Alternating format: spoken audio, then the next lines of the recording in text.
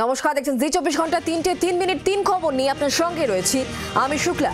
পহেলগাঁও হামলায় চাঞ্চল্যকর আপডেট। হামলাকারীদের একজন প্রাক্তন পাকিস্তান প্যারা কমান্ডো জঙ্গি হাসিম মুসা, প্রাক্তন পাক স্পেশাল ফোর্সের সদস্য। হামলার জন্য মুসাকে নিয়োগ করে আইএসআই এবং লস্কর, এমনই সূত্র খবর। হামলায় ২৬ জন পর্যটকের প্রাণ যাওয়ার পর পাকিস্তানের যোগ নিয়ে সন্দেহ ছিল, আর তদন্তে উঠে এসেছে একটি নাম, হাসিম মুসা। যে হাসিম মুসা পাকিস্তান আর্মিতে চাকরি করতেন, পাকিস্তান আর্মির প্যারা কমান্ডো ছিলেন। এই হাসিম মুসাকে পাকিস্তান আর্মি থেকে আইএসআই লস্করে তৈবাতে পাঠায়, আর লস্করে তৈবার হয়ে পরিকল্পনা করা হয় ভারতে অশান্তি তৈরি করার, কাশ্মীরে অশান্তি তৈরি করার, এবং হামলা চালানো হয় পর্যটকদের উপরে। এই হাসিম মুসার পরিচয় সামনে আসার পর লস্করে তৈবা এবং পাকিস্তান এবং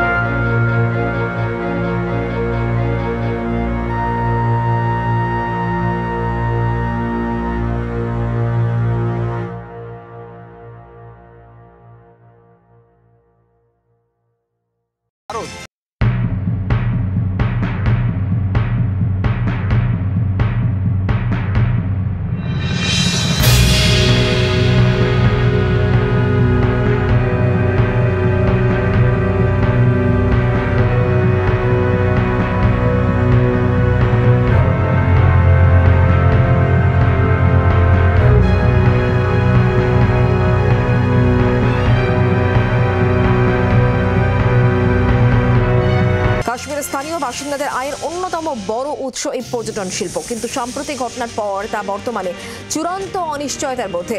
বহু পর্যটক ইতিমধ্যে এলাকা ছেড়ে চলে গিয়েছেন। অনেকে যাওয়ার পরিকল্পনা থাকলেও তা বাতিল করা হয়েছে। এক সপ্তাহ আগে পহেলগাঁয়ে যেখানে ভিড়ে ঠাসা ছিল পর্যটকদের, এখন বর্তমানে সেই সংখ্যাটা অনেকটাই কম। मैं आपका मशकूर हूँ। परसों से जो आपके हम बाइट देख रहे हैं, जहाँ भी आप गए वहाँ लोग सरापा एहतजाज कर रहे हैं कि इन कातिलों को सजा दे दो। पहली बार सारा कश्मीर इनके खिलाफ है और हुकूमत के साथ है, इसलिए हुकूमत अब जो इकदाम कर रही है, अभी बागों को बंद किया है, ये आप देख रहे हैं, इसमें ताला लगाया है इन्होंने। क्या मतलब है इस ताला का? कोई टूरिस्ट आता है इधर, हजारों छापड़ी फरोश है जो अपना कारोबार चलाते हैं, जो अपना घर चलाते हैं। পহেলগাঁওয়ে ঘটনার পর কেন্দ্রীয় মন্ত্রিসভার বৈঠক বুধবার বেলা 11টায়। কেন্দ্রীয় মন্ত্রিসভার বৈঠক, প্রধানমন্ত্রীর বাসভবনে বৈঠকে বসবে মন্ত্রিসভা। মন্ত্রিসভার বৈঠকের আগে নিরাপত্তা কমিটির আলোচনা। ভূস্বর্গ কাশ্মীরে পাক জঙ্গিরা রক্তপাত ঘটানোর পর ভারত সরকার একগুচ্ছ সিদ্ধান্ত নিয়েছে, যে সিদ্ধান্তে রীতিমতো চাপে পড়েছে পাকিস্তান। সিন্ধু জল চুক্তি বাতিল হোক, ওয়াঘা বর্ডার সিল করা হোক, পাক নাগরিকদের ভিসা বাতিল করা হোক, একগুচ্ছ সিদ্ধান্তের পর প্রত্যাঘাতের প্রশ্ন আসছে। ভারত প্রত্যাঘাত করবার জন্য রীতিমতো তৈরি রয়েছে।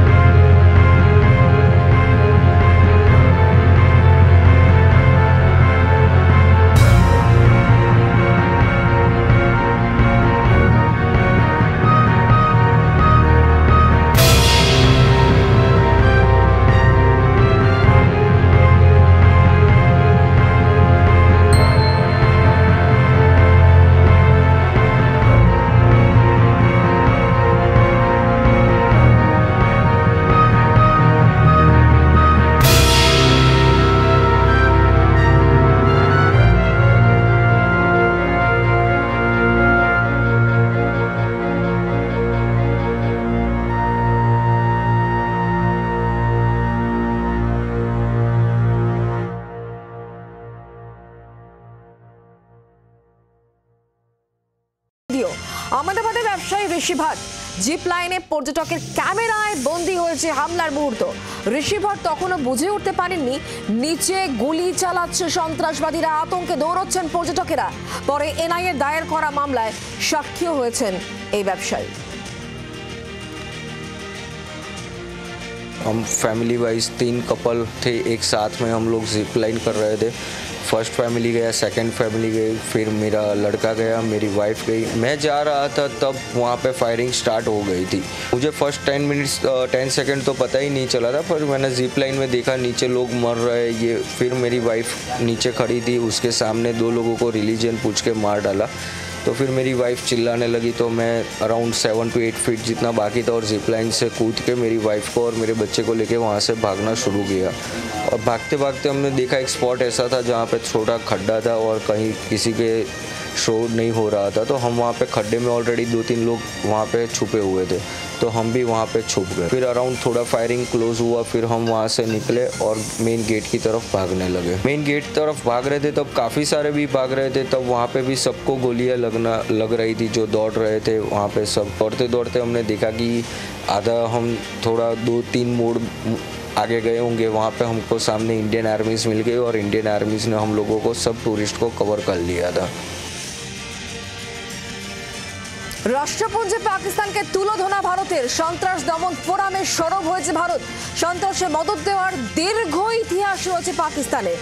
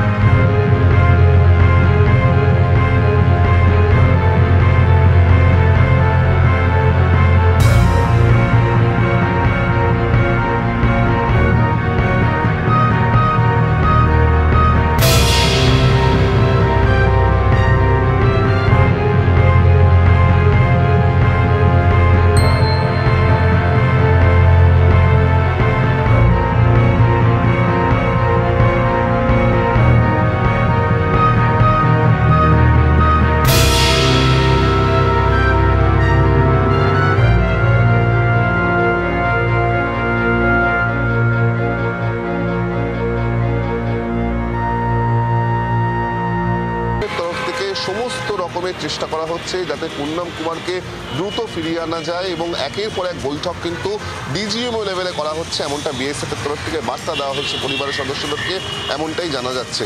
অপরদিকে পরিবারের সদস্যরা এখনও কিন্তু প্রবল উদ্বেগ এবং উৎকণ্ঠার মধ্যে রয়েছেন, কারণ 6 দিন অতিক্রান্ত হয়ে গিয়েছে।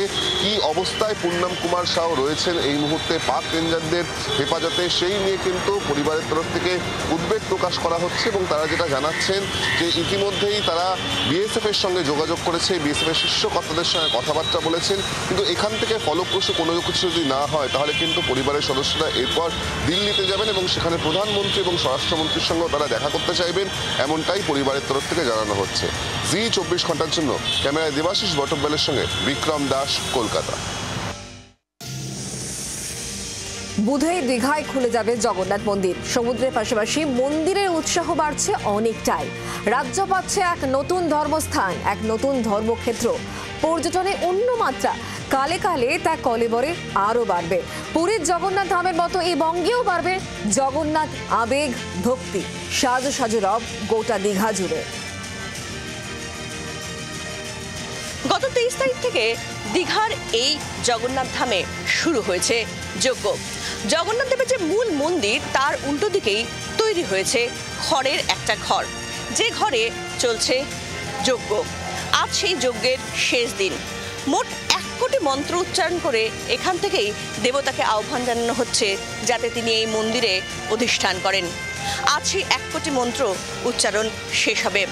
বিকেলে যজ্ঞে দেয়া হবে পূর্ণাহুতি, যে পূর্ণাহুতি দেবেন মুখ্যমন্ত্রী মমতা বন্দ্যোপাধ্যায়। আর তারপরেই সেই শুভ মুহূর্তের অপেক্ষা। আগামীকাল সকাল 11টার সময় মূল মন্দিরে দেবতার প্রাণ প্রতিষ্ঠার পর্ব শুরু হবে, যেখানে একেবারে রুদ্ধদ্বার কক্ষের মধ্যে সেই পর্ব চলবে। মূলত 2টো মূর্তি রয়েছে এখানে।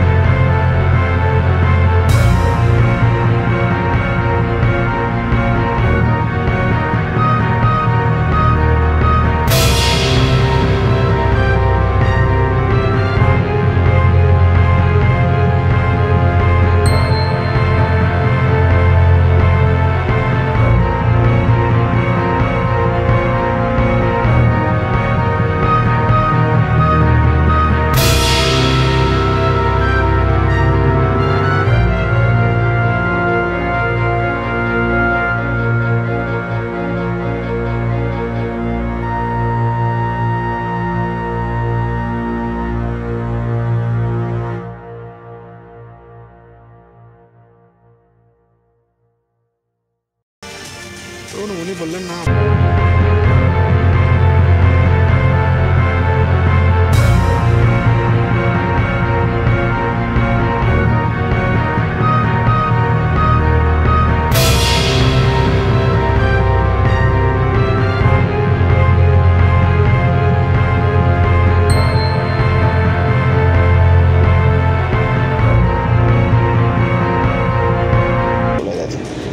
ভারতবর্ষে মমতা ব্যানার্জি ভাবছেন কি পশ্চিমবাংলা বাইরে আছে, ওনার এখানে উনি আইন চালাবেন, সেটা হবে না, যেতে হবে। আজকে লাস্ট ডেট আছে আমার মনে হচ্ছে। আইনের বিরুদ্ধে কাজ করছেন, তো তার জন্য তো ওনার সময় চলে এসছে কাছাকাছি। এসএসসি ভবনের সামনে নতুন করে উত্তেজনা, কাউকে ঢুকতে বেরোতে দেওয়া হবে না, হুঁশিয়ারি চাকরিহারা আন্দোলনকারীদের। যেখানে আদালতের কাছে এখনো পর্যন্ত এই বিষয়টা পরিষ্কার নয় যে কারা যোগ্য কারা অযোগ্য, কারা টেন্টেড কারা নন টেন্টেড, সেখানে কিসের ভিত্তিতে কিছু চাকরিহারা তাদেরকে চাকরিতে যোগ দিতে বলা হলো, তাদেরকে কাজে ফিরতে বলা হলো, তাদেরকে স্কুলে ফিরতে বলা হলো, তারা ফিরে গেলেন। এবং বাকিরা যারা এই মুহূর্তে এসএসসি ভবনের সামনে রয়েছেন অবস্থানরত, বিক্ষোভরত অবস্থায়, তাদেরকে স্কুলে যেতে বলা হলো না, তাদের নাম স্যালারি পোর্টালে নেই। এই যে বিভাজন, এই বিভাজনটা কোন ফর্মুলায় এসএসসি করলো, এর উত্তর উত্তর এসএসসি চেয়ারম্যানের কাছ থেকে জানতে চান এই সমস্ত আন্দোলনরত চাকরিহারা যুবক যুবতী। এবং ঠিক সেই কারণেই আজকে বিকেল 4:15 সময় এসএসসি চেয়ারম্যানের সঙ্গে এদের 10 জনের যে সাক্ষাৎ, যে বৈঠক, তো অত্যন্ত গুরুত্বপূর্ণ হতে চলেছে, যা ঠিক করতে চলেছে এসএসসি ভবনের সামনের এই যে জায়গাটা, এটা অবস্থান মুক্ত হবে কিনা তার ভবিষ্যৎ। 24 ঘন্টার জন্য ক্যামেরায় তরুণের সঙ্গে নান্টু হাজরা এবং অয়ন, বিধাননগর, কলকাতা। স্কুলে ফিরলেন এসএসসি আন্দোলনকারী চিন্ময় মণ্ডল। দ্বিতীয় তালিকায় নাম থাকায় স্কুলে ফিরলেন চিন্ময় বাবু। এসএসসি আন্দোলনের অন্যতম মুখ এই চিন্ময় মণ্ডল। যাদের নাম নেই তাদের জন্য উদ্বেগ প্রকাশ করেছেন তিনি। অবশেষে চাকরিহারা প্রার্থীরা স্কুল ফিরে পেলেন, কিন্তু সেটা কি সঠিকভাবে বা তাদের ভবিষ্যৎ কি হবে সেটা নিয়ে কিন্তু তারা এখনো চিন্তায় রয়েছেন। পাশাপাশি তা নিয়ে তারা রাস্তায় যে আন্দোলন, সেই আন্দোলনও তারা চালিয়ে যাবেন। যদিও এখনো বেশ কিছু শিক্ষক, তাদের নাম আসেনি। চিন্ময় মণ্ডল, তার নাম এসছে, তিনি হালিশহর আদর্শ বিদ্যালয়ের তিনি শিক্ষক, তিনি বহাল হয়েছেন, এখানে এসছেন স্কুলে। এই যে আন্দোলন তারা যে করছেন, এই আন্দোলন যেহেতু ছুটি পড়ে যাচ্ছে, সেই আন্দোলন কিন্তু তারা রাস্তায় চালিয়ে যাবেন এবং রাজ্য সরকারের উপর তাদের আস্থা রয়েছে। কোনো বিষয়ে যে সুরাহা হবে এটাও তিনি কিন্তু মনে করছেন, কিন্তু সেই সুরাহা যদি না হয় তাহলে তাদের ভবিষ্যৎ কী হবে সেটা নিয়েও তারা কিন্তু চিন্তিত। হালিশহর থেকে বরুণ সেনগুপ্ত, 24 ঘন্টা। 23 মিলিমিটার বৃষ্টির হাত ধরে কলকাতায় রাতের তাপমাত্রা স্বাভাবিকের থেকে 7 ডিগ্রি নিচে নেমে অত্যন্ত মনোরম আবহাওয়ার সৃষ্টি হয়েছে। এই আগামী কয়েকদিনও তাপমাত্রা একই রকম থাকবে বলে জানাচ্ছে হাওয়া অফিস।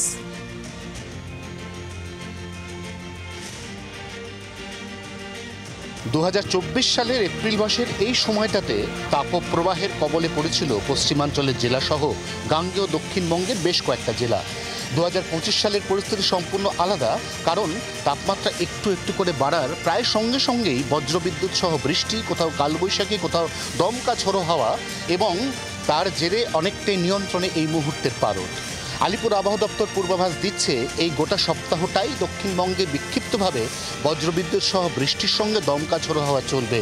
বুধ, বৃহস্পতি, অমুক শুক্রবার পর্যন্ত কোথাও কোথাও বৃষ্টি হতে পারে, এমন পূর্বাভাসও দেওয়া হয়েছে। উত্তরবঙ্গের ক্ষেত্রে বুধবারের পর থেকে বৃষ্টিপাতের পরিমাণ কিছুটা কমবে, কিন্তু উত্তর এবং দক্ষিণ কোনো বঙ্গেই এই মুহূর্তে উল্লেখযোগ্য পারদ উত্থানের কোনো পূর্বাভাস নেই। এই অবস্থায় এপ্রিলের শেষ দিন এবং মে মাসের অন্তত প্রথম 5 থেকে 6 দিন মোটের ওপর মনোরম আবহাওয়ায় পেতে পারে প্রায় গোটা বাংলা, এমনটাই হাওয়া অফিসের পূর্বাভাস। 24 ঘন্টার জন্য ক্যামেরায় তরুণের সঙ্গে অয়ন, কলকাতা। বাংলার আওয়াজ, বাঙালির আবেগ, জি 24 ঘন্টা।